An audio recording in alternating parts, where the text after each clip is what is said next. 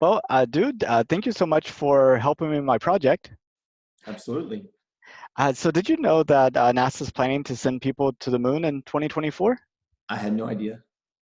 Now, most of the people I talk to don't, but it was mentioned in the State of the Union address. NASA's like so active on social media and other things, and um, NASA's budget's been like increased by a lot. Uh, I guess, what do you think it would take for people to realize that we're going to the moon in 2024? That's a good question. I think in general, um, unfortunately, people like space exploration is kind of old hat. Like we've gone to the moon, we've sent probes to all the planets. We now have Voyager 2 is outside the solar system, and I think um, as outrageous as it is, it's just not on people's radar because it's kind of we've been there, done that. I think is what most people. And I realize like we've really in actuality only explored like 0.001% of space or whatever, but I think in people's minds they're like we sent a probe to all the planets, we went to the moon now 50 years ago, like that's 50-year-old technology. What do you want? Well, and I think a large part of it may be philosophical. I think a lot of people kind of see human life being limited maybe to the Earth and really don't have a vision for humanity branching out into the solar system and into the galaxy. And I was wondering, is that your perception as well? I mean, what do you think? uh, I don't know if there's a philosophical like collective belief that humans should be earthbound. um, maybe there's some religious people that have an aversion to exploring the heavens for religious reasons. I'm not sure. I know for me personally, based on my study of health and fitness and wellness, I do not believe humans can survive in space. I believe that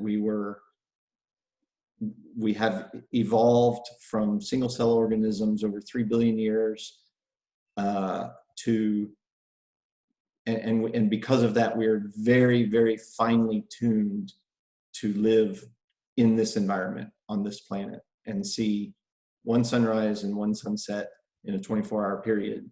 And uh, biology shows, you get up in the morning, you see blue light that turns on cortisol, turns off melatonin. As the day goes on, you just less blue light, you start making more melatonin, it gets dark, you maximum melatonin production. Like that's just one thing, and that's built into us. And you take that to another environment on another planet that doesn't have the same properties and light and magnetic field and the rest. I mean, I think we're very adaptable and we could survive for a period, but I don't think that we wouldn't be as healthy as we would here.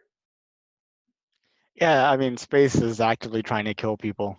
I mean, between the radiation and the vacuum and all the other factors you mentioned. But um, I mean, if you live above a certain latitude, you'll have 6 months of light and 6 months of darkness. And there are people that are actually living there. I mean, there are known health implications of doing so, as you mentioned. Um, but it's just kind of So interesting to so see. yeah, so I actually have a response to that. So uh, as you know, there was a meteor that created the Chicxulub crater that hit the Earth 60 million years ago and wiped out the dinosaurs. And one of, or maybe the only mammal species to survive were eutherian mammals. And what the characteristic of eutherian mammals that allowed them to survive is their ability to hibernate. And that hibernation requires contact with the Schumann resonance, which is the Earth's electromagnetic field. And so the people that live in latitudes where it's 6 months of darkness and 6 months of light, until very recently, many of those populations were living indigenous lifestyles where they sleep on the ground and they are connected to the Earth and the Earth's magnetic field. Well, and the Earth's magnetic field is not a stable thing. You know, we know from a geological standpoint that it's flipped poles and that it gets weaker and stronger. So I mean, we've had some experience with trying to live without, you know, with those types of changes. I'm looking up Schumann resonance because I believe the Schumann resonance is an electromagnetic, or a, let's see.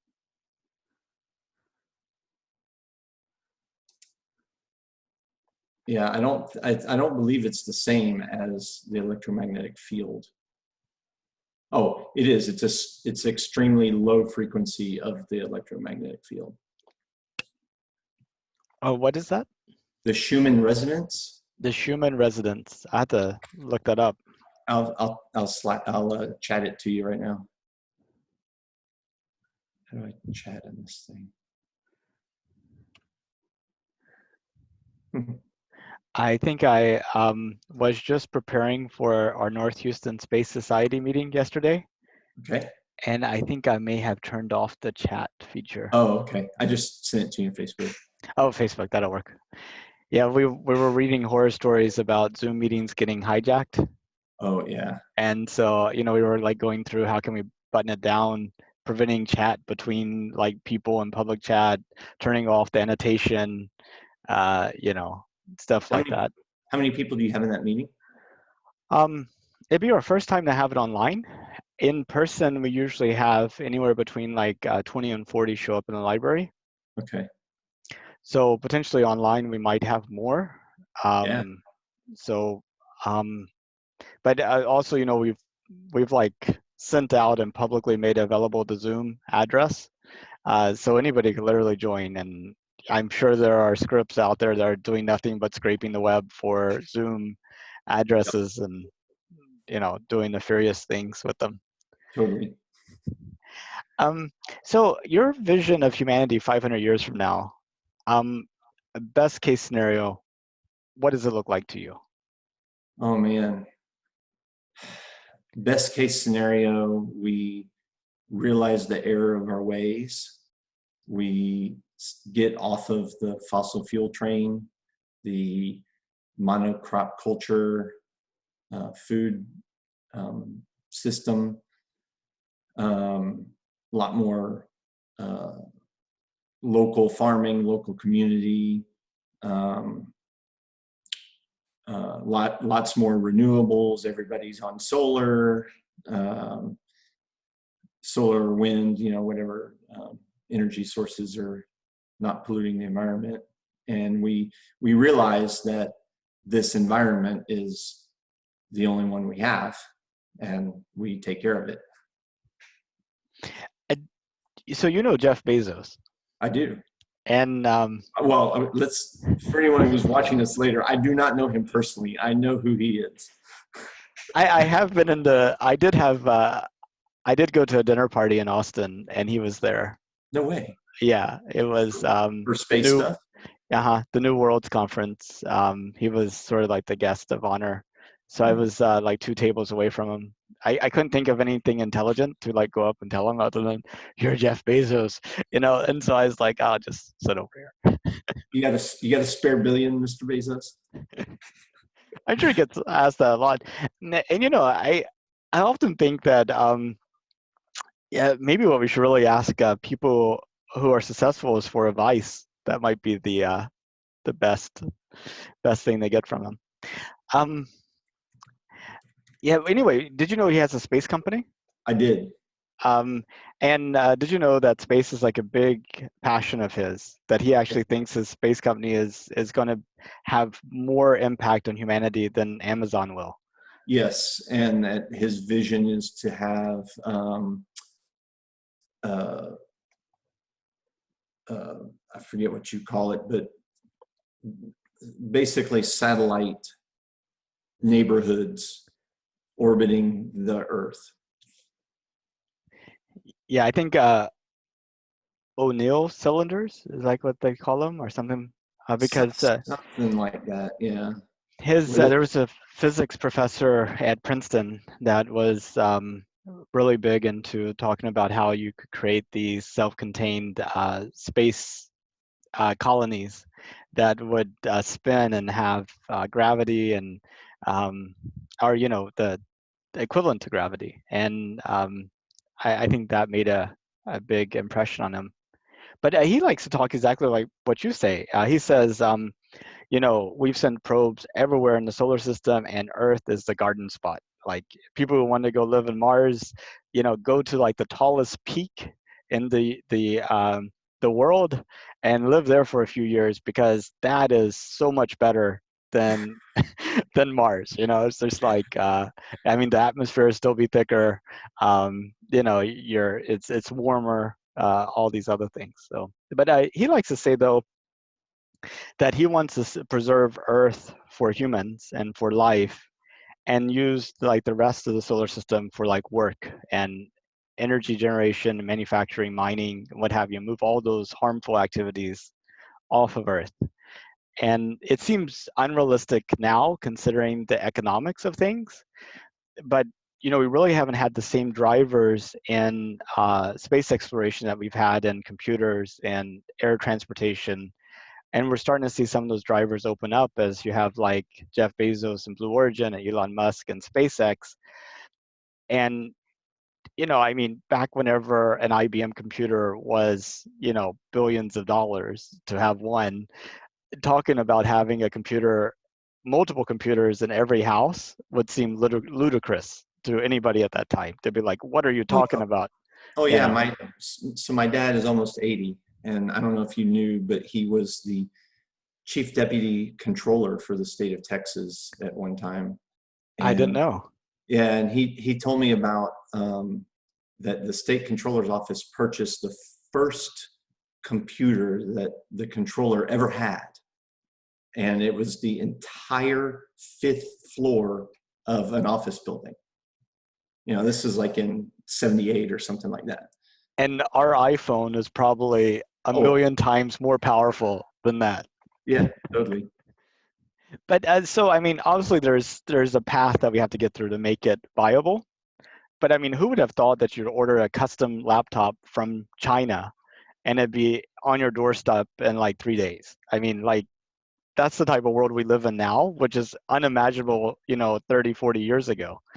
But so kind of suspending disbelief and living in a world where it is possible, does that vision resonate with you of kind of preserving Earth? Yeah, like outsourcing the mineral extraction and stuff like that to other planets that are not our home. Yeah, for sure. Kind of one practical thing that's been at least done on a paper is go to the moon, mine the minerals you need to make solar panels, and then you can ship them off the moon into Earth orbit, and then use them to do all your energy generation, and then beam it down using microwaves. It's like kind of like one concept. And you could put it in an orbit such that it has 24/7 sunlight. Yeah. You could even potentially put it between the Earth and the sun, and also use it to help kind of shade the Earth, a little bit, but as it gets bigger, it could shade more and more. Well, I'm a proponent of more sunlight, not less. Well, but also cooler temperatures, right? So until we get control of the carbon situation. Yeah, Yeah. that's the problem. So assuming the purpose of going to the moon was to figure out what resources are there, how to extract those resources, how to kind of develop this infrastructure. I mean, is that something that you're excited about, or you still think it's kind of I mean, like us going to the moon in 2024, is that something you're supportive of, or you think maybe that money would be better spent someplace else? No, I'm in total support of that. I mean, the amount of money that we spend on space exploration now compared to the percent of the budget in the 60s leading up to the moon landing, I don't know what the numbers are, but we basically spend 90% of our budget on military and Medicare and Social Security, right? So I think it might even be more than that. So I mean, I think we spend way too much money on military. We have $1 trillion fleet of F-35 fighter jets that the Pentagon doesn't want and says we don't need and can't use. Why didn't we spend that on space exploration? I Seems like a know better deal. whenever you think about just renewing the U.S. arsenal for a nuclear arsenal, costs like $30 billion a year, which is like 10 billion more than we spend on space exploration and what have you. So when you say renewing, you're just talking about like maintaining our nuclear arsenal in a state of preparedness so that it can be used. My understanding is that they're actually re-engineering the nuclear weapons and refreshing them with like that this is like a 10, 20-year project that Oh, they're wow. working on doing. But I mean, if you take a nuclear bomb, the whole purpose of that is to destroy the world. So it seems like you take that money and do literally anything else, you're already better off. Totally. Yeah. So the last question I had for you was, if it was safe and affordable, would you have any interest in personally going into space? Yeah, I'd want to check it out. I wouldn't want to live there for any extended period of time because of the health effects I mentioned. But yeah, I think it'd be amazing experience to experience true weightlessness and look out into the abyss of space and see nothing but total blackness, and then turn the other direction and see the sun unfiltered by the Earth's atmosphere and the moon unfiltered by the Earth's atmosphere. I mean, yeah, that'd be like, who wouldn't want to do that?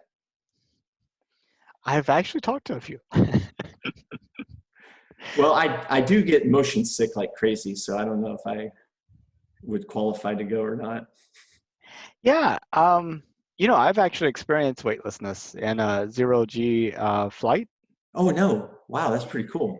Yeah, so me and my two sons, we um, got a chance to go on, the Vomit Comet, I guess is what Yeah. it was known as. And I thought, I mean, they give these, motion sickness medicine and what have you. And I thought I would feel like the sense of falling.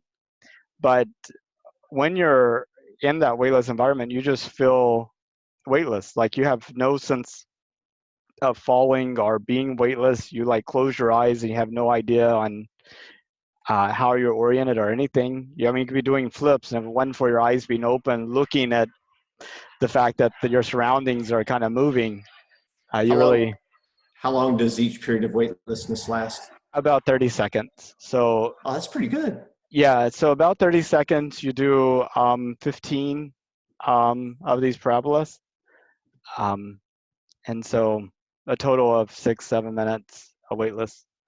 That's pretty cool. Yeah, so I don't think motion sickness would be your problem, at Okay. least. Well, maybe not in weightlessness, but maybe like the ride up there. Oh yeah, the like feeling heavier than you are, and just that whole experience. Yeah. Yeah. So Yeah, so I've done I don't know if you've ever been to Epcot, but right, they have those simulated rocket launches and stuff. I get sick on those. yeah, yeah, I have no idea what going into orbit might be like in terms of like the feeling and what have you. But I can tell you one thing is the Vomit Comet is nothing like a roller coaster. It is a completely different and freeing experience. And so, Nice. And I don't get sick on planes, so who knows? Maybe I could do it. yeah, definitely. Well, any closing comments you have? No, I mean, I think it's cool what you're doing. I appreciate you letting me know that we're going to the moon in 2024. I mean, on the one hand, 2024, I was born in 1970, so 2024 seems like it's so far away, but it's only 4 years. It's kind of crazy. And so you were actually alive during the last 2 years of moonwalking, because they stopped. The last trip to the moon was in '72. Oh, okay. I was born in '75, which is interesting because the current NASA administrator was also born in '75. So both he and I were born 3 years after the last trip to the moon. So Oh, wow. yeah, Yeah, I mean, it's crazy. I guess the only other thing I would say is just kind of circling back to what I said at the beginning about why people aren't interested. I look at my kids who are 14 and 17, born in 2003 and 2006, and all the things that I take for granted, like seeing the footage of Neil Armstrong landing the lunar lander, and even like watching Apollo 13, and like being able to identify with scenes from that movie because I lived through that era. My kids don't have they don't have any of those connections to any of that. And I think that's part of why it's not, people aren't more excited about it. It's kind of like our parents talked about what a impactful thing World War II was, and how the Marines that stormed Normandy like literally saved the world from despotism, right? You can hear your parents talk about it all you want, and how their friends died and their friends' parents died and all that, but it's still, that's their experience. That wasn't my experience. And I think that's kind of where we are with space, is how people who are younger than us, all the like mystique and excitement around space exploration, I'm sure my kids would say, oh, that's parent stuff, that's old stuff, that's not our stuff. wow. That's yeah. I mean, I think COVID-19, this whole coronavirus thing, has probably had a bigger impact than the moon landings did on the generation that was before ours, as an example. Yeah, I would say so. And it'd be interesting to see kind of like, I mean, it feels like we're becoming more and more scared to branch out. Like, we live in cities. We don't live in. I mean, the farming, ranching life, the wilderness life is very much different than the, oh, whatever I need. Like food comes from the grocery store, and it's I have no idea what happens before then. Must not be Hell, anything. hell, man, for a lot of people, food comes from Grubhub. Yes, it just appears like a Yeah, genie, yeah, yeah. Yeah, Uh, have you seen this I forget his name, something Chang, but he's a comedian on Netflix. He's got a special. uh-uh. He's got a bit about this, how like people are just like, oh, I have to go to the store to get food. You can't bring it to me. We are definitely not rugged individualists anymore. We No. are a nation of needy, codependent people. Needy, codependent. So half codependent, half narcissist. Yes. So like, and then the codependents and the narcissists, you know, connect and make more little codependents and narcissists. It's awful. We have to Yeah. go we have to go to space just to create a frontier, just to kind of Challenge ourselves. Yeah. yeah. Yeah. There's a concept that I don't know if you know, but I teach a health and wellness class, and one of the concepts I teach in there is like comfort is killing you, Yes. right? So like, yeah, sitting down is much easier than standing all day, but you get to the point where you're sitting for 13 hours a day, all you're doing is just training your body to be really good at sitting, which means you're going to be really weak at anything other than sitting. And I think it applies to civilizations and societies too. Totally. Like we are really good at gambling on things that don't make a difference, like lottery tickets and stock picks. But we're really bad on gambling on things that do make a difference, like an invention or, a discovery. Yeah. Well, I think my personal opinion, there's a really good book called The Fourth Turning. The fourth turning? Yeah, it's written by the same guy that wrote his previous book called Generations. And so this guy's a genealogist and he studies generations. And his hypothesis in The Fourth Turning is that there's basically 4 generational archetypes, and they repeat. And I forget the names of all of them, but you have, so if you start with our generation, Gen X, right? You going backwards, you have Gen X, you have baby boomers, you have the greatest generation, and then you have I'm missing one in there, but the I guess it would be Gen Y is the one after us, and then millennials. So, but his point in Fourth Turning is that the lost generation is analogous to Generation X, right? And the lost generation was the generation that gave birth to the greatest generation. So in World War II, all the generals like Patton and MacArthur were the lost generation, but all of the grunts that stormed Normandy were the greatest generation. And so the point that he makes basically is that the greatest generation is they're analogous with the millennials. And so they have a really big focus on community. And he thinks that they're going to turn, like, we're going to turn away from the boomer generation, which is basically like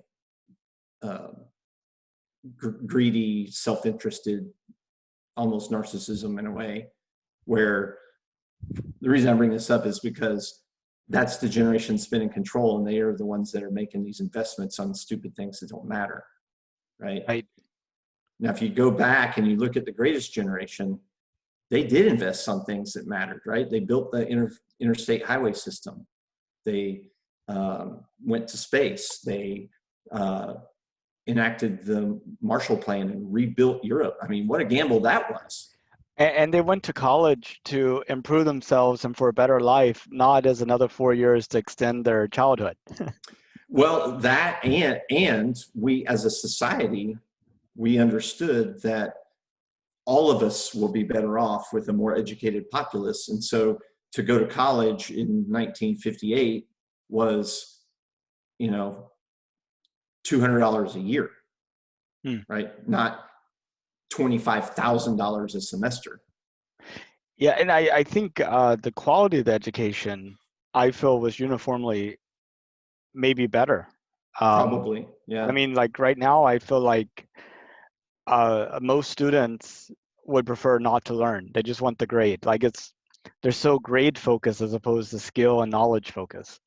Yeah. I mean, back to what you were saying, like those people went to college to learn. right? And today it's an extended childhood, but it's also, we tell the kids, right? We tell them like, oh, here's the steps that you follow, right? You go to elementary school, you go to middle school, you go to high school, you go to college.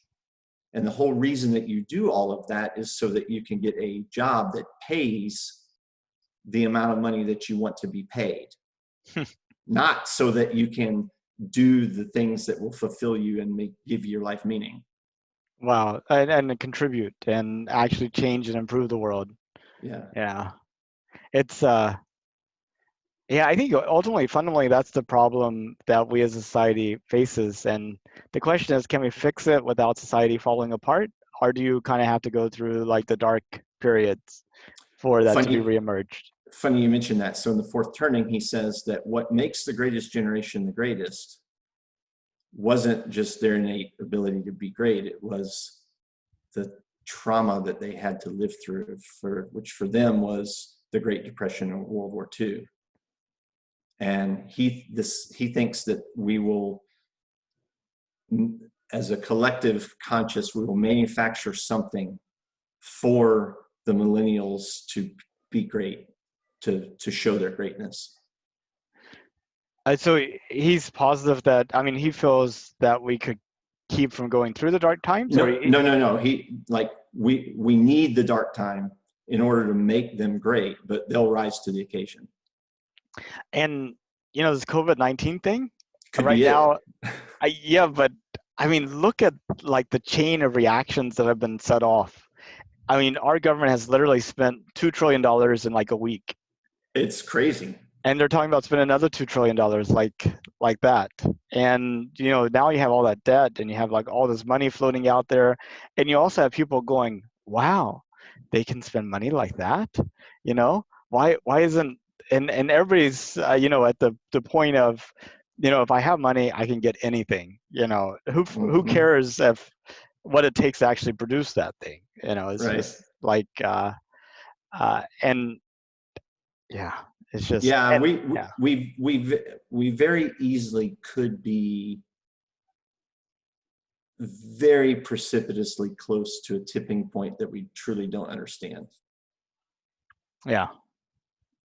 And plus we hadn't even seen the full extent of the virus itself. Yep. I mean, we might go through like periods of cyclical infections, and you know. Have you seen the comparisons to 1918 with regard to that fact? Yeah, so apparently 1918 took about 18 months to work its way through the human population. And over the course of the 18 months, there was like 4 peaks. And I've read some things where people think that that's what we're going to have to go through. And some differences. Air travel wasn't there, like commercial air travel. Also, cars weren't as ubiquitous, and the idea of people just traveling around wasn't like common stuff. I totally want to find a podcast or something where someone can address those differences, because to me, the idea that a flu in 1918 could infect the entire world when there was 0 air travel, and it took 2 weeks to cross the Atlantic in a boat.